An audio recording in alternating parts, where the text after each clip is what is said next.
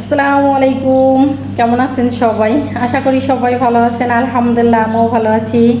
বোরকা কাপড়ে রেডি এনেছি, একটু বাজারে যাব। রান্না করতে গেছি, যাই দেখে আলু নাই। হাজারো সবজি আমার বাসায় থাকুক না কেন, আলু সবজি আমার থাকতেই হবে। তাই রান্না করতে গেছি, যাই দেখে আলু নাই। আর আজকে আলু আমার লাগবেই, এই জন্য আলু আনার জন্য এখন বাজারে যাইতেছি।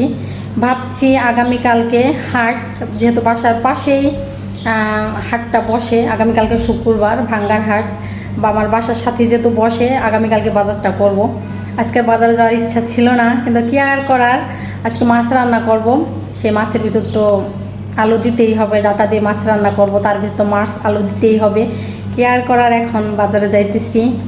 তা আপনারা আমার সাথে থাকেন, স্কিপ না করে ফুল ভিডিও দেখেন। দুদিন আগে বাজার থেকে বড় বড় দুইটা তেলাপিয়া মাছ আনা হয়েছে, সেই মাছ তো আমাদের খাওয়া হয় নাই। তা আজকে প্রথমেই ভাবছি এই মাথা আর হচ্ছে কাঁচা কুঁচা এগুলোই রান্না করি। আমি বের করে নিচ্ছি আজকে ফ্রিজ থেকে। আজকে তেলাপিয়া মাছ রান্না করব ডাটা দিয়ে। আর এদিকে হচ্ছে মশলা বের করে নিয়েছিলাম, এই বক্সের মশলাগুলো তো শেষ হয়ে গেছে। আর ব্লেন্ডার করে যতটুকু মশলা আছে এগুলা বের করে নিচ্ছি। আজকে সলে সলে রান্না করব দেখে বের করছি, এখন পর্যন্ত আমার রান্না হয় নাই। এখন আলু আনতে যেতেছি বাজারে। আলু বাসায় থাকলে আমার এতক্ষণে রান্না হয়ে যাইতো। এই যে হচ্ছে দুদিন আগে যে ডাটা আনছিলাম বাজার থেকে, সেই ডাটার তো শাক খাওয়া হয়েছে, ডাটা খাওয়া হয় নাই। তা ভাবলাম আজকে এই ডাটা বের করে নিয়েছি ফ্রিজ থেকে, এই ডাটা দিয়েই আলু দিয়ে তেলাপিয়া মাছ রান্না করব।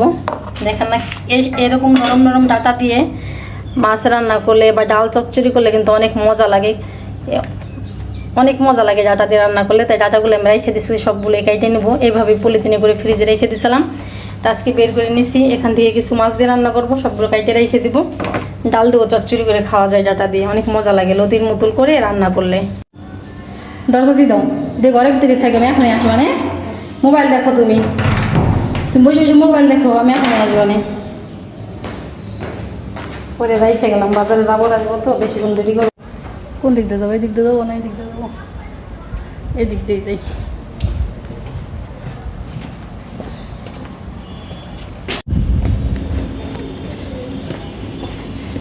বাসা থেকে বাজার কিন্তু বেশি দূরে না, কিন্তু পেঁয়াজ গোজের রাস্তা তো যাইতে একটু সময় লাগে।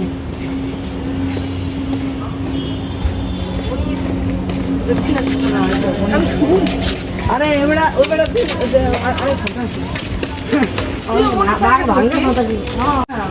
আমার আমার বেশি পারবো তোমার আমার কিরা করে দেবো।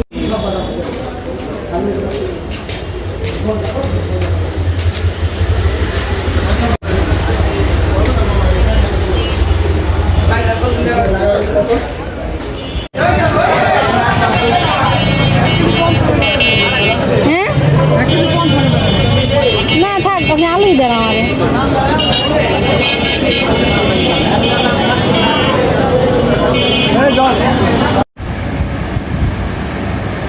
এই তো বাজার থেকে আলু নিয়ে এসে সবজি কাটতে বসে পড়ছি।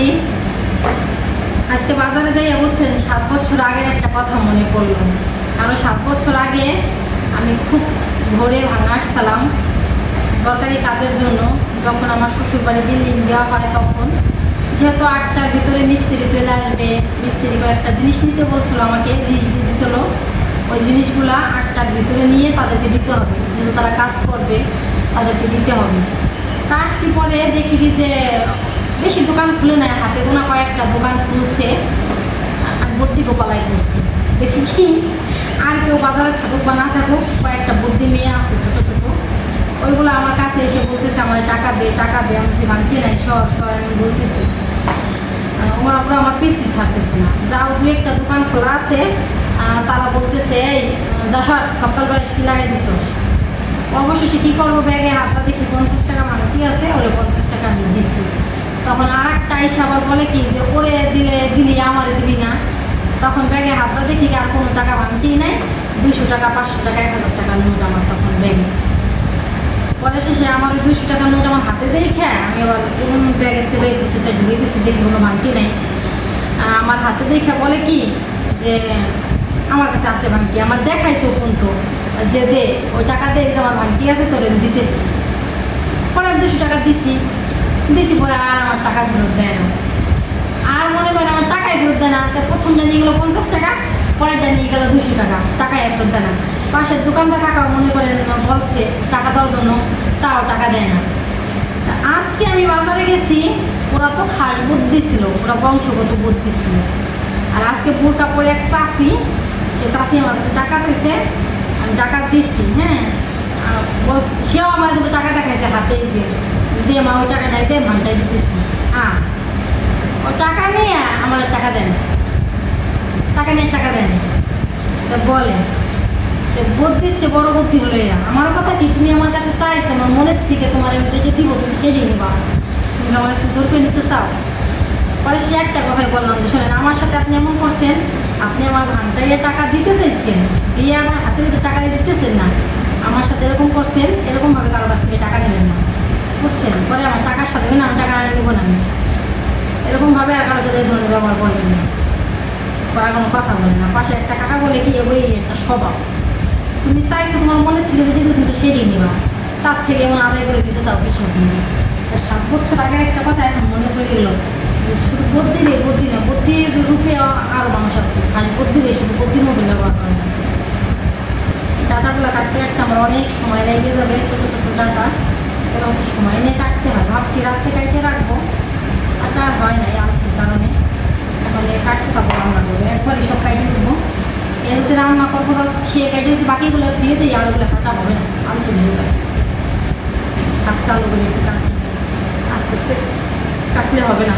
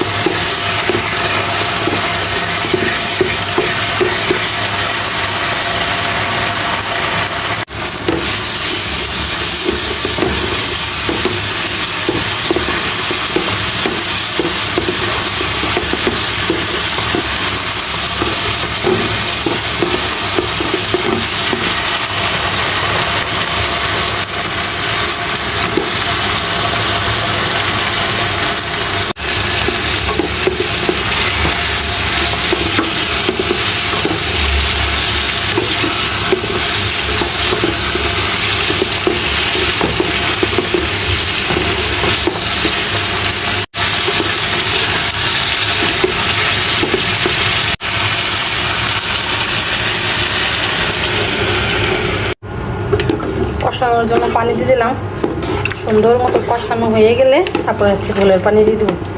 এখন ঢাকনাটা ঢাইকে রেখে দিই।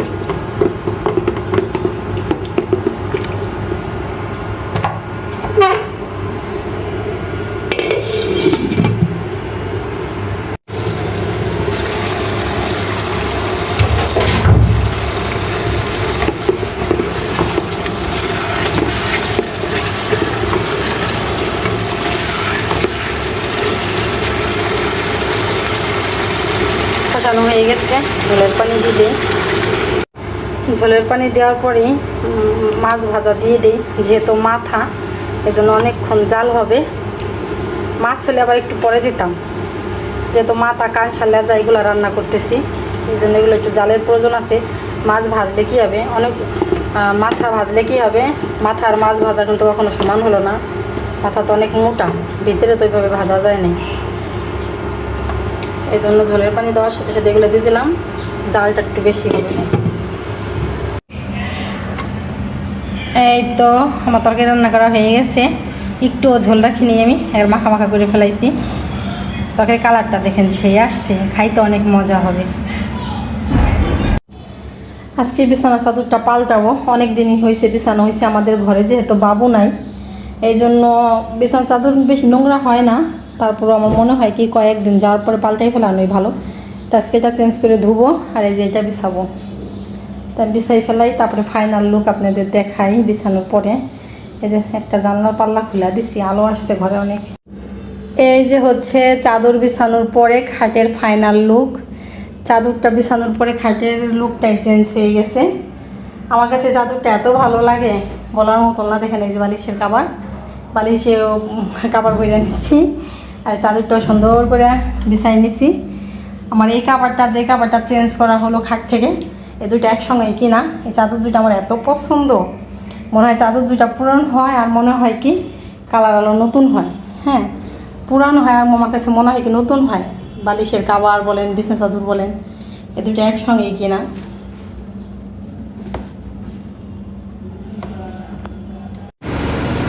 সকালেও কি সুন্দর রোদ ছিল, হঠাৎ করে মেঘ করে যে বৃষ্টি নামতেছে। তো নামবে তো একটু ভালো করে না হালকাভাবে নামতেছে। আকাশ ভার হয়ে রয়েছে, দেখেন না, রোদের খবর নাই। আকাশ রয়েছে ভার হয়ে, রোদের খবর নাই। কি সুন্দর রোদ ছিল সকালে, হঠাৎ করে মেঘ করে যে বৃষ্টি। নামবি যখন ভালো করে একটু নাইমে যা।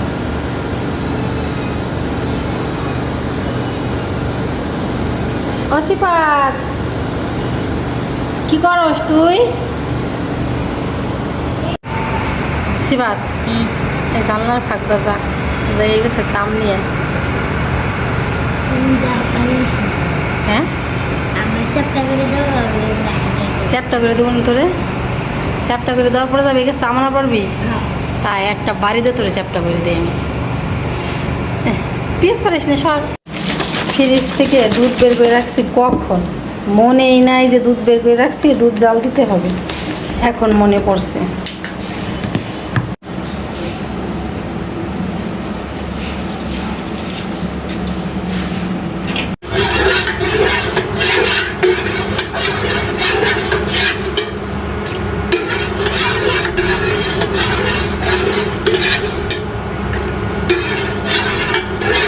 আসিফাত, চল বেলকনিতে চল, কাপড় মেলা দিয়ে আসি। আজান দিতে শাশুড়ি আয় তাতে শাশুড়ির আজান দিয়ে দিচ্ছে। যেদিন বেশি কাপড় চোপড় হয় সেদিনই বেলকনিতে আসি, তাছাড়া আসা লাগে না। ঘরের ভিতরে মেলে দিই যা হয় কাপড় চোপড়, ঘরে মেলে দিলে সুন্দরভাবে শুকাই যায়। আর যেদিনই বেশি কাপড় চোপড় হয় সেদিনই পাঁচতলার বেলকনিতে আসা লাগে, আর আলসি লাগে। আসে করে আসা হয় না। সে আসরে আজান দিছে, কাপড় চোপড় ধুয়ে রাখছি সেই 1:30টার সময়। গরম লাগতেছে না, মেলে দিই কাপড় চোপড়। তালা রাখছে গো, দরজার সাথেই তো আছে তালা। আপনাদেরকে একটা জিনিস দেখাই, বারেলি আন্টি এই পাশে কি লাগাইছে। কালকে তো আইসি আমি হঠাৎ প্রথমে দেখা তো ভাবছি মনে হয় ডাঁটা গাছ, সাদা ডাঁটা শাক আছে না বাজারে বেচে, সাদা ডাঁটা শাক না কাঞ্চন শাক বলে যেন ওইটাকে, আমরা তো কিনাই না খাই। কিন্তু আমি তো ওইটাই মনে করছিলাম। যখন আমি এই গাছটার গায়ে হাত দিছি তখন দেখি ওমা আমার কাটার মতন বিততেছে। এই দেখেন, এই যে কাটা দেখছেন, শাকের গায়ে কিন্তু কাটা। এই যে দেখেন, এই যে বৃষ্টির পানি পাইয়া সুন্দর মতন হয়েছে। দেখেন যে প্রত্যেকটা শাকের গায়ে কিন্তু এই যে কাটা। এটাকে কি শাক বলে জানি না, কি সুন্দর হয়েছে দেখছেন। কালকে আমি দেখে তো মাশাআল্লাহ আমি অনেক খুশি হয়েছি। দেখুন খুশি হওয়ার চোটে আমি ধরছি এইভাবে যাই আমার হাতের ভিতর বিঁধে গেছে দেখছেন। অনেক রকমেরই গাছ আছে, এগুলোর নামও আমি জানি না কি গাছ। এই যে এগুলো আমি চিনিও না, এগুলা কি গাছ।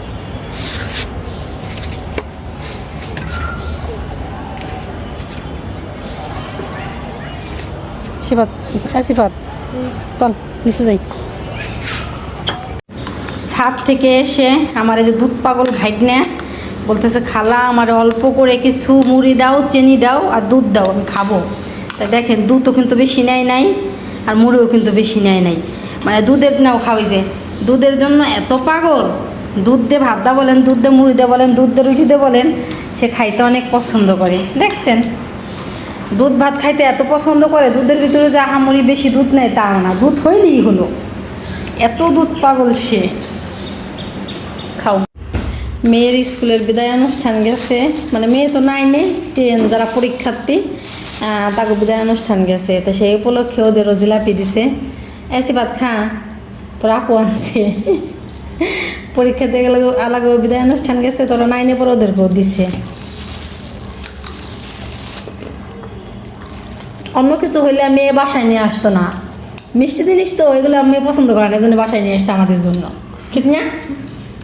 এগুলো যদি সামোসা সিঙ্গারা জানতি না। ছাদ থেকে আইসি পাস্তা রান্না করতেছি। পাস্তা ঘরে অনেক দিন ধরে আনা হয়েছে, কিন্তু রান্না করা হইতেছে না। মেয়ে বলতেছে পাস্তা রান্না করো, আমি বললাম যে ঘরে তো মাংস নেই, মাংস আনা হোক তারপর পাস্তা রান্না করে দেবানে। ও বলছে পাস্তা মাংস ছাড়াই রান্না করো, মজা লাগবে না। আমি বললাম যে মাংস ছাড়া, সয়া সস ছাড়া, টমাটো সস ছাড়া কি পাস্তা রান্না করলে মজা লাগে? ও বলে না, ওই ক্যাপসিকাম ওইগুলো তুমি যেগুলোর নাম বললা এগুলো কিছুই লাগবে না, তুমি এগুলো ছাড়াই আমার পাস্তা রান্না করে দাও। তা আমি নুডলসের মতন করে পাস্তা রান্না করতেছি। এদিকে পাস্তা সেদ্ধ বসাই দিয়েছি, সুন্দর মতনই সেদ্ধ করে নিতেছি। আর মেয়ে দেখেন আমাকে এই যে আলু কেটে দিতে গেছিলো, আলু অনেক বড় হয়ে গেছে। পরে আমি বলছি থাক, পাস্তার ভিতরে আলুর দরকার নাই, আলু ছাড়াই রান্না করি। এদিকে সেদ্ধ করতেছি আমি, আর ওদিকে আমার মেয়ে পেঁয়াজ মরিচ কেটে দিতেছে। অনেকগুলো পেঁয়াজ কাটছে, আমি তো মনে করি ধানিং পেঁয়াজ কাটতে গেলে আমার দু চোখ বাইয়ে পানি পড়ে, নাকের পানি চোখের পানি এক হয়ে যায়। আর আমার মেয়ে কি সুন্দর কতগুলো পেঁয়াজ কেটে দিচ্ছে। এদিকে পাঁচটা সুন্দর করে সেদ্ধ করে যে ঝরা দিচ্ছি, একটু ঠান্ডা পানি দিয়েও নিছি। আর তেল দিয়ে যে এখন পেঁয়াজ মরিচ দিয়ে ভাইজে নিব। তেল দিয়ে দিছি, তেলটা একটু বেশি হয়ে গেছে। লাস্ট ফিনিশিং যে নিচে এত তেল রয়ে গেছিলো বলার মতন না। বরাবর সবসময় ভাজি তরকারি রান্না করতে গেলে আমার তেল বেশি পড়ে যায়, তাই আজকে বেশি পড়ছে আর উঠাইনি, তেল দিয়ে রাখিয়ে দিলাম। তেলটা বেশি পড়লে বরাবর আমি উঠাই ফেলাই, আজকে আর উঠাইনি। তা পেঁয়াজটা সুন্দর করে ভাজার পরে ডিম দিয়ে দিছি, ডিমে যা 3টা ডিম দিছি। তারপরে মনে হয় কি পাস্তার ভিতরে ডিম হয় নাই, তা 3টা ডিম দেওয়ার পরে এখন এর ভিতরে দেওয়া হলো নুডলস দেওয়ার পরে হচ্ছে এই যে মশলা দিয়ে দিব। এই মশলা ব্যবহার করব পাস্তার সাথে। আর পাস্তার জন্য এই মশলাই কিন্তু ব্যবহার করে, তার সয়া সস, তারপরে হচ্ছে টমেটো সস, মাংস, ক্যাপসিকাম, গাজর, এইগুলোই কিন্তু পাস্তা রান্না করলে ব্যবহার করে। তার ভিতরে আমাদের বাসায় গাজর, ক্যাপসিকাম এগুলো কিছুই নাই, সয়া সসও নাই, মাংসও নাই, আছে যা তাই দিয়ে রান্না করলাম। তাই তো রান্না করা হয়ে গেছে। এখন আমার মেয়ে খাই বলতেছে ভালো হয় নাই। তো ওই কিন্তু আমার এইভাবে রান্না করতে বলছে, ওই বলতেছে ভালো হয় নাই, আর একজন বলছে লবণ হয় নাই, কিন্তু আমি তো খাই দেখলাম না ভালোই হয়েছে।